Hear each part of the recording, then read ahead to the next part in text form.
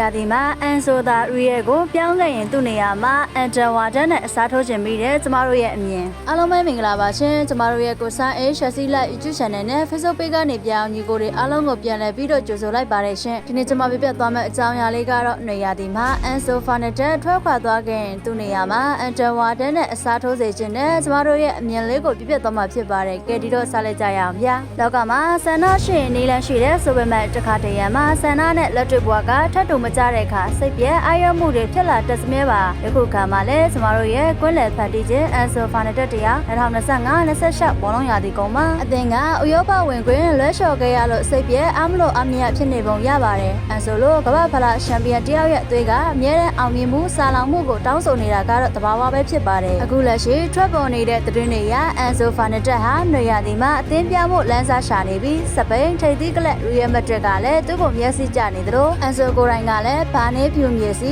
ရှေ့ဆန့်ကျင်နေတဲ့အရေးရောင်တွေပြနေတယ်လို့သတင်းတွေကဖော်ပြနေပါတယ်တကယ်လို့မောင်တယောက်လာလို့နှမတယောက်ပြောင်းဆိုသလိုမျိုးအန်ဆိုဖာနက်တက်တာနေရာဒီမှာတကယ်ပဲအသင်းကနေထွက်ခွာသွားခဲ့ရင်ကျမတို့ပြည်သက်တွေအနေနဲ့စိတ်ပြက်လက်ပြက်ဖြစ်နေလို့မရပဲမိုးရွာတော့ရေခမ်းဆိုသလိုပြောင်းလဲဖို့အကောင်းဆုံးရင်ဆိုင်နိုင်မဲ့ view ရှိနေရပါမယ်အဲ့ဒီအတွက်အန်ဆိုရဲ့ကွက်လက်ကိုအစားထိုးဖို့ကျမတို့စိတ်ကူးထက်ပြေးလွှာရောက်လာတဲ့ကစားသမားကတော့ Crystal Palace တင်ရဲ့ကွင်းလေကစားသမားအန်တန်ဝါတန်ပဲဖြစ်ပါတယ်ရွှေချင်းတူဝဲမဲ့အေးမတူသလိုပဲအန်ဆိုနဲ့ဝါတန်ရဲ့ကစားပုံကတပုံစံနဲ့တော့မဟုတ်ပါဘူးဒါပေမဲ့ဒီလိုမတူညီမှုကပဲကျမတို့အတွက်ပိုကောင်းတဲ့အရာလက်ထွက်လာနိုင်ပါတယ်အန်ဆိုကဒီ Lion Bremer ကပုံစံကွင်းလေနေပိုင်းကနေကစားကွက်ကိုတစ်ဖက်အသင်းနာကျင်နေမဲ့နေရာတွေစီလှပတဲ့လောင်းဘောတွေဖြတ်တင်ဘောတွေနဲ့ပုံဖော်တက်တဲ့လူညံနဲ့ဆောက်ရှက်ပိုင်ရှင် modern ကွင်းလေကစားသမားမျိုးဖြစ်ပြီးအန်တန်ဝါတန်ကတော့ပိုပြီးလက်တွေ့ကျတဲ့လန့်ရှည်ဓာတ်ရှည်သမားလို့ပြောရမလားပဲသူကပိုပြီးခန့်စစ်သားပေးကွင်းလေဖြတ်ထုတ်မှုပိုင်းမှာပိုခိုင်မာပြီးအပေးယူ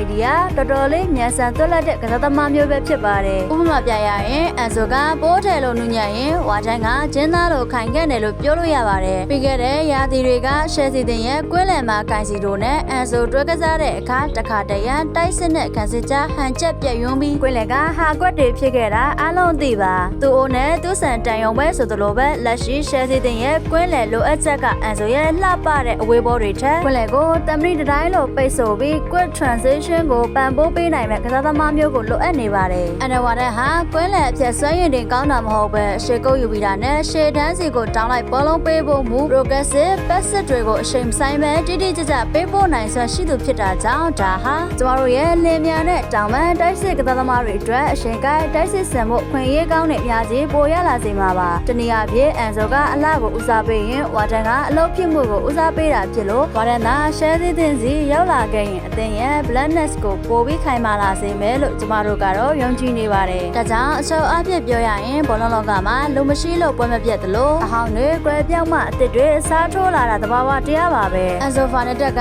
ကမ္ဘာအဆင့်မီကစားသမားဆိုတာညင်မရပါမဲ့အစိမ့်မပါတော့တဲ့လူတစ်ယောက်ကိုတင်ဆွဲထားမဲ့စာစိတ်အားထက်သန်ပြီးပရီးမီးယားလိဂ်မှာအသားကျနေတဲ့အင်္ဂလန်တစ်ကွန်လယ်လူအန်တန်ဝါဒန်ကိုသာအစားထိုးခေါ်ယူနိုင်ခဲ့ရင်လာမယ့်ရာသီတစ်မှာကျမတို့ရဲ့ရှယ်စီကွင်းလယ်ကပိုပြီးစနစ်ကျပိုပြီးတောင်တက်လာမှထမင်းမြစ်ပါကြောင်းပြောရင်ဒီဗီဒီယိုလေးကိုဆုံးသက်လိုက်ပါတယ်ရှင်ဒါကတော့အန်ဆိုထွက်ခွာသွားခဲ့ရင်ဝါဒန်နဲ့စားထိုးစေခြင်းနဲ့ကျမတို့ရဲ့ရင်တွင်းဖြစ်အမြင်လေးပဲဖြစ်ပါတယ်ညီကိုတို့တွေအနေနဲ့ကရောအန်ဆိုရီယယ်မက်ဒရစ်ကိုပြောင်းမယ်ဆိုတဲ့သတင်းပေါ်ဘလို့မြင်လဲသူနေရာမှာအန်တန်ဝါဒန်ကိုအစားထိုးခဲ့မယ်ဆိုရင်တော့သဘောကျကြရဲ့လားဒါမှမဟုတ်တခြားသောဘယ်ကစားသမားကိုအစားထိုးစေခြင်းကြလဲဆိုတာ comment မှာဝင်ရောက်ဆွေးနွေးရေးသားပေးခဲ့ကြပါအောင်ရှင်ယခုလိုကိုနက်လေးတွေကိုသဘောကျရင် like and share လေးလုပ်ပြီးအားပေးခဲ့ဖို့မမေ့ပါနဲ့အောင်ရှင်အားလုံးကိုကျေးဇူးတင်ပါတယ်ရှင်